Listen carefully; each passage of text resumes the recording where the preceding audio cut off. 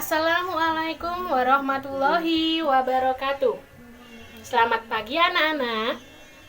Bagaimana kabarnya hari ini? Baik ya, alhamdulillah. Nah, sebelum kita memulai pembelajaran, marilah kita berdoa terlebih dahulu. Menurut kepercayaan dan keyakinan masing-masing, berdoa dimulai. Berdoa selesai. Anak-anak, ibu minta tolong rapikan terlebih dahulu tempat duduk kalian. Nah, itu Mbak, kurang geser ke sini. Ya. Nah, tolong sampah-sampah yang ada di bawah tempat duduk kalian bisa dibuang ke tempat sampah terlebih dahulu. Silahkan. Baik. Kalau suasana kelas kita rapi, bersih, nyaman seperti ini, nah pembelajarannya pasti akan lebih tenang, lebih seru, lebih nyaman ya. Tentunya kalian lebih semangat mengikuti pembelajaran pada pagi hari ini. Seperti itu. Oke, Ibu presensi terlebih dahulu ya.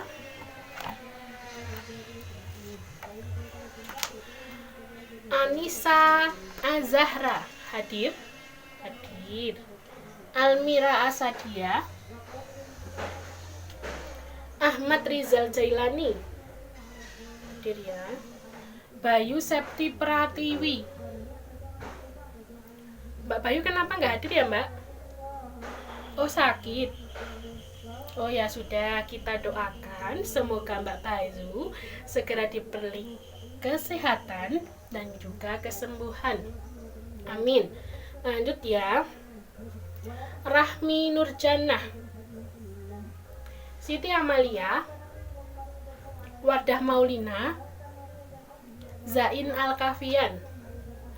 Oke, berarti yang tidak hadir satu ya. Berarti ada 19 anak hari ini. Oke teman-teman, alhamdulillah senang sekali kita dapat bertemu kembali di pelajaran bahasa Indonesia bersama saya Ibu Azizah. Nah, anak-anak, apakah masih ingat pelajaran minggu lalu kita telah belajar mengenai apa? Silahkan. Ya Mbak? Oh bukan itu Mbak, itu udah lama ya? Ya, benar sekali Mas. Teks anekdot. Jadi, kita telah belajar mengenai teks anekdot kemarin. Mas Ivan, tolong jelaskan teks anekdot itu apa? Benar sekali. Benar ya, anak-anak? Yang dikatakan oleh Mas Ivan bahwa teks anekdot adalah teks yang bersifat lucu dan juga mengandung sebuah sindiran. Seperti itu. Oke, pertemuan kali ini kira-kira kita akan belajar mengenai apa? Sudah ada yang tahu belum? Belum ya. Oke, jadi pada pertemuan kali ini kita akan belajar mengenai KD 3.7 dan juga 4.7. KD 3.7 yaitu mengidentifikasi nilai-nilai dan isi yang terkandung di dalam hikayat. Dan KD 4.7 yaitu menceritakan kembali isi hikayat yang telah dibaca maupun didengar. Jadi seperti itu. Tapi sebelum Ibu mulai, izinkan Ibu untuk menyampaikan tujuan pembelajaran pada pagi hari ini. Yang pertama, peserta didik diharapkan mampu mengidentifikasi karakteristik dan juga unsur-unsur hikayat. Yang kedua, peserta didik mampu menentukan nilai-nilai dan isi yang terkandung di dalam hikayat. Kemudian yang ketiga, peserta didik mampu menceritakan kembali hikayat yang telah dibaca maupun didengar. Nah, dengan kata lain, apabila kita mempelajari materi hikayat ini secara tidak langsung, anak-anak mengetahui dan juga bisa mengambil nilai-nilai yang terkandung di dalam hikayat dan dapat diterapkan dalam kehidupan sehari-hari. Jadi seperti itu ya. Oke, baik anak-anak, langsung Ibu mulai saja ya. Sebentar, Ibu akan menampilkan slide PowerPoint. Apakah sudah terlihat? Sudah ya? Nah, terdapat sebuah gambar. Apa yang kalian pikirkan mengenai gambar tersebut? Siapa yang mau berpendapat? Silakan. Ya, Mbak Akila. Ya, benar, tentang cerita, gambar cerita. Ya, Mas Ivan mau menambahkan. Tepat sekali bahwa gambar tersebut merupakan sepenggal ilustrasi mengenai cerita rakyat, hikayat. Pada dasarnya, cerita rakyat ini merupakan cerita yang berasal dari masyarakat dan berkembang di masyarakat pada masa lampau. Hikayat ini merupakan salah satu jenis cerita rakyat. Perlu kalian ketahui, jenis-jenis cerita rakyat itu apa saja? Ayo. Ya, benar sekali. Legenda, kemudian mite, kemudian apa lagi? Fabel, dan juga ini cerita rakyat, hikayat. Nah, tapi pada pertemuan kali ini kita akan fokus ke hikayat. Seperti itu ya teman-teman. Oke, lanjut slide berikutnya. Apa pengertian hikayat? Ayo, apa yang dimaksud dengan hikayat? Siapa yang sudah tahu? Ya, silakan Mbak. Betul. Jadi, hikayat ini merupakan cerita masa lampau. Nah, Ibu tambahkan bahwa pada dasarnya hikayat ini berasal dari bahasa Arab, yaitu kata haka, yang berarti bercerita maupun menceritakan. Nah, jadi hikayat ini merupakan karya sastra lama yang berbentuk prosa dan berbahasa Melayu klasik. Perlu anak-anak ketahui bahwa hikayat ini mengisahkan sebuah cerita yang berfungsi sebagai hiburan, pelipu lara, dan juga pembangkit semangat juang. Nah, hikayat ini berisi mengenai kehebatan seorang tokoh atau mengisahkan kepahlawanan seseorang yang dilengkapi dengan kesaktian, keanehan, dan juga mukjizat yang dialami tokoh. Nah, jadi seperti itu pengertian hikayat. Oke, slide berikutnya. Struktur hikayat. Nah, struktur hikayat ini ada 6, yaitu abstraksi, orientasi, komplikasi, evaluasi, resolusi, dan juga koda. Yuk kita bahas satu-satu. Abstraksi itu apa? Ya, gambaran awal cerita. Benar. Jadi abstraksi ini merupakan bagian yang menggambarkan ringkasan atau intisari cerita yang biasa dikenal dengan istilah gambaran awal cerita. Perlu anak-anak ketahui bahwa abstraksi ini merupakan sebuah opsi. Jadi boleh dicantumkan maupun tidak. Kemudian yang kedua, orientasi. Yuk Mas Galih, orientasi itu apa? Bisa. Jadi orientasi ini merupakan bagian yang berkaitan dengan tokoh, watak, kemudian waktu, tempat, dan suasana yang berkaitan dengan hikayat tersebut. Kemudian yang ketiga yaitu komplikasi. Ya, konflik. Ya, benar sekali, komplikasi ini berkaitan dengan konflik. Jadi, konflik atau masalah yang menuju pada klimaks ini sudah mulai terlihat. Jadi urutan-urutan kejadian yang dihubungkan oleh sebab dan akibat, muncullah konflik seperti itu. Kemudian evaluasi. Evaluasi itu apa? Bukan penilaian, bukan. Evaluasi ini merupakan bagian di mana konflik tersebut mulai mendapatkan penyelesaian. Seperti itu. Kemudian resolusi. Siapa yang tahu mengenai resolusi? Ya, silahkan Mas Ivan. Resolusi. Benar. Ibu tambahkan. Jadi, resolusi di sini merupakan bagian di mana si pengarang atau penulis ini mengungkapkan solusi-solusi yang dialami oleh tokoh maupun pelaku. Kemudian yang terakhir yaitu koda.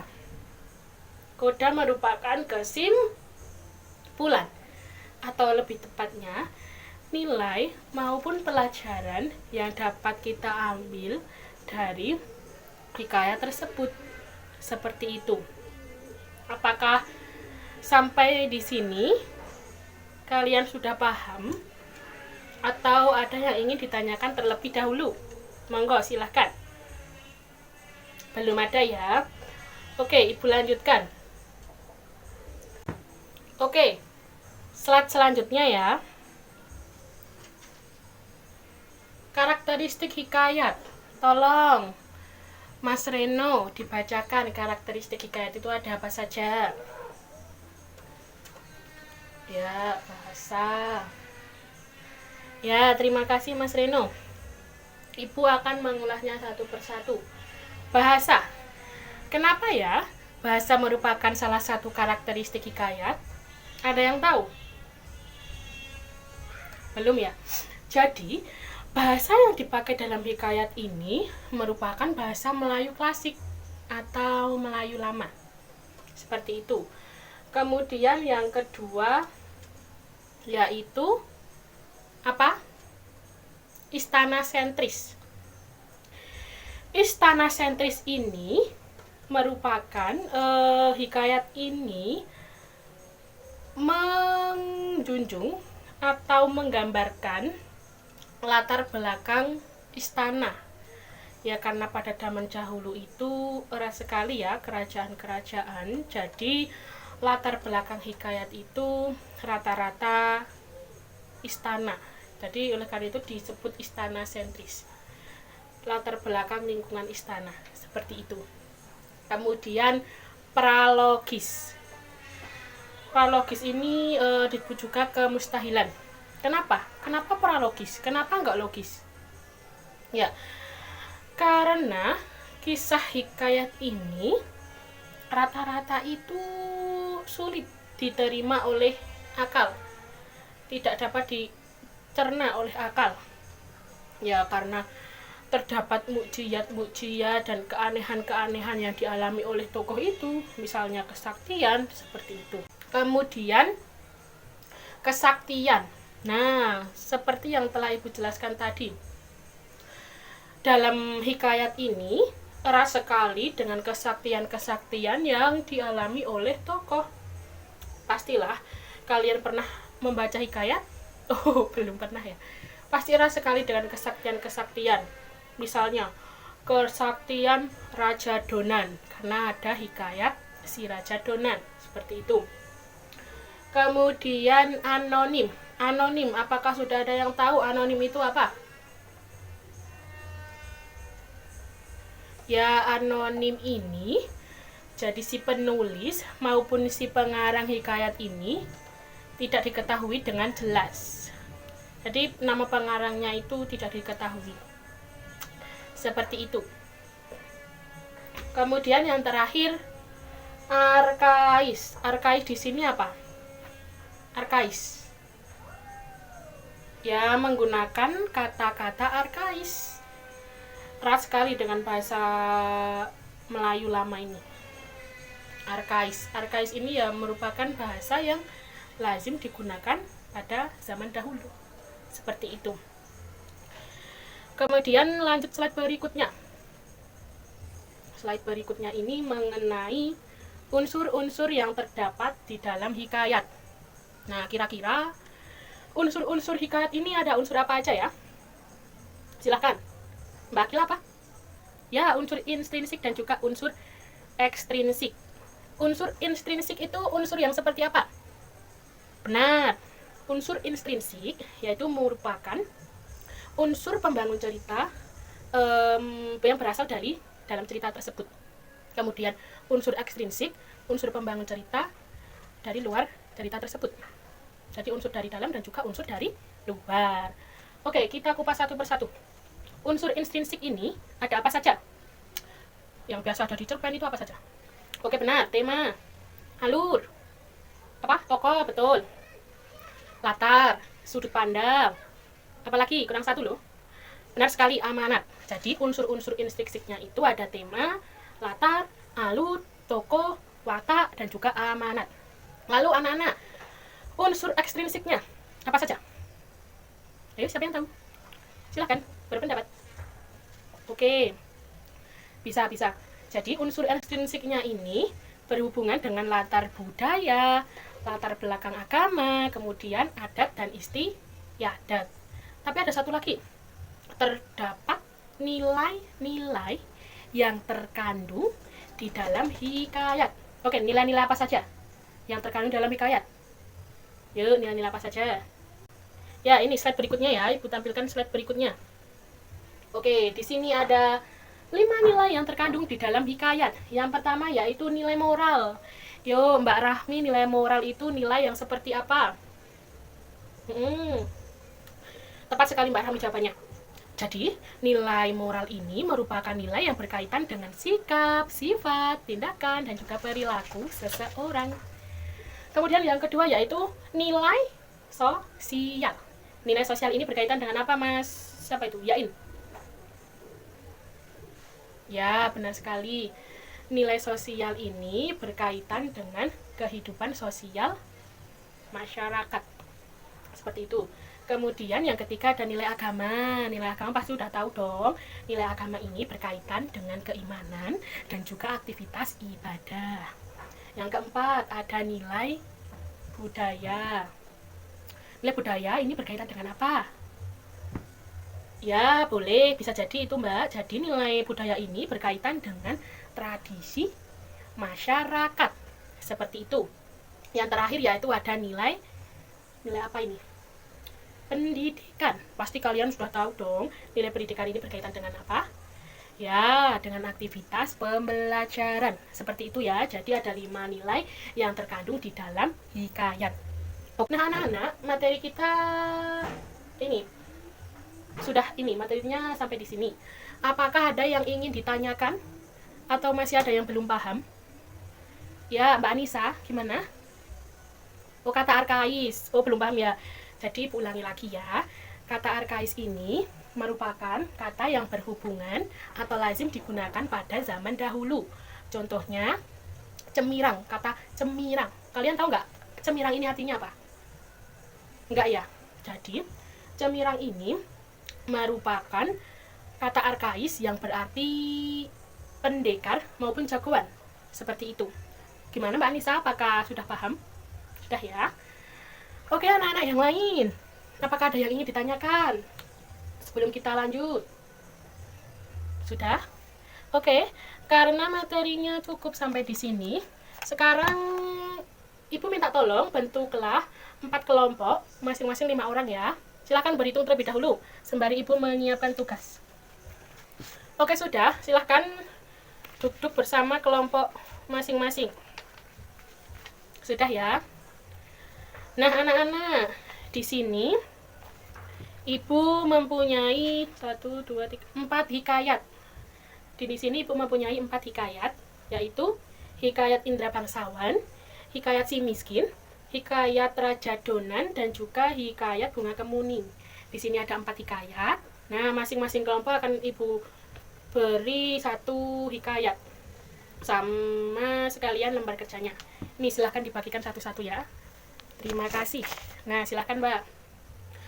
Kemudian tugasnya apa? Tugasnya sudah tertera di dalam lembar itu ya. Sini Bu akan jelaskan kembali tugas itu. Jadi, kalian baca dengan seksama hikayat tersebut. Kemudian kalian diskusikan secara kelompok dan temukan karakteristik dan juga unsur-unsur, kemudian nilai-nilai dan juga isi yang terkandung di dalam hikayat. Kalian tulis di dalam folio yang Ibu bagikan. Nah, setelah itu kalian presentasikan di depan teman-teman kalian secara berkelompok. Jangan lupa nanti saling memberikan tanggapan dan juga pertanyaan ya. Seperti itu. Oke, Ibu kasih waktu 20 menit. Dimulai dari sekarang. Apakah ada yang masih bingung? Oke, nanti kalau ada yang masih bingung bisa ditanyakan ke saya. Yuk, mulai 20 menit ya. Oke anak-anak, waktunya sudah habis. Sudah selesai kah? Sudah ya? Oke, dimulai dari kelompok 1 bisa mempresentasikan hasil diskusinya di depan. Oke, nah anak-anak, ternyata presentasi dari kalian ini cukup membanggakan dan sangat Ibu apresiasi karena kalian telah mempresentasikan hasil belajar kalian dengan baik, hasil diskusi kalian dengan baik. Karena itu, waktu kita juga sudah mepet sekali. Apakah masih ada yang ingin ditanyakan mengenai pembelajaran pada pagi hari ini, anak-anak? Ayo, apakah kalian sudah paham semua? Sudah ya? Mari kita simpulkan pembelajaran pada pagi hari ini. Siapa yang mau menyimpulkan? Ya, silahkan Mbak siapa? Oke, Mbak Naila. Silahkan, simpulkan pembelajaran pada pagi hari ini. Nah, tepat sekali. Adakah yang mau menambahkan? Oke, Mas Ivan. Nah, benar sekali ya. Apa yang telah disampaikan oleh kedua teman kalian ini, kita simpulkan bahwa hikayat merupakan karya sastra lama yang berbentuk prosa dengan bahasa Melayu klasik.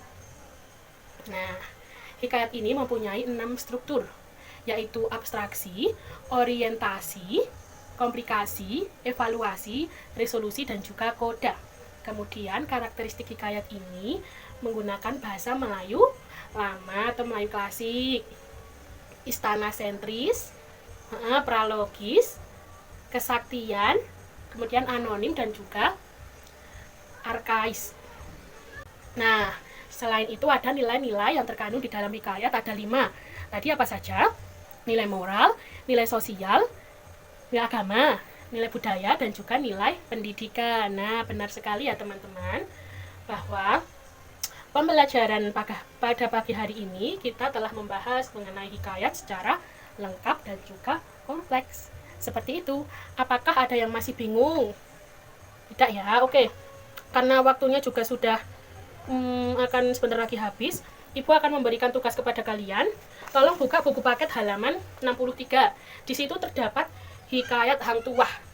Dan terdapat soal, ceritakanlah kembali hikayat di atas menggunakan bahasa kalian sendiri. Nah, jadi kalian baca dengan sesama hikayat Hang Tuah, kemudian ceritakan kembali di depan ini. Di-upload di YouTube aja, dibuat video, langsung di-upload di YouTube. Jangan lupa menggunakan bahasa sendiri. Oke, untuk tugas minggu depan apakah sudah jelas? Sudah ya? Oke, baik. Karena waktunya juga sudah habis, semoga pembelajaran pada pagi hari ini dapat bermanfaat bagi teman-teman semua ya. Ibu harap semoga nanti sesampainya di rumah kalian mempelajari kembali materi hari ini agar tidak lupa. Oke anak-anak, karena berhubung waktunya juga sudah habis, Ibu akan mengakhiri pembelajaran pada hari ini. Mohon maaf apabila terdapat kesalahan dan juga tutur kata yang salah.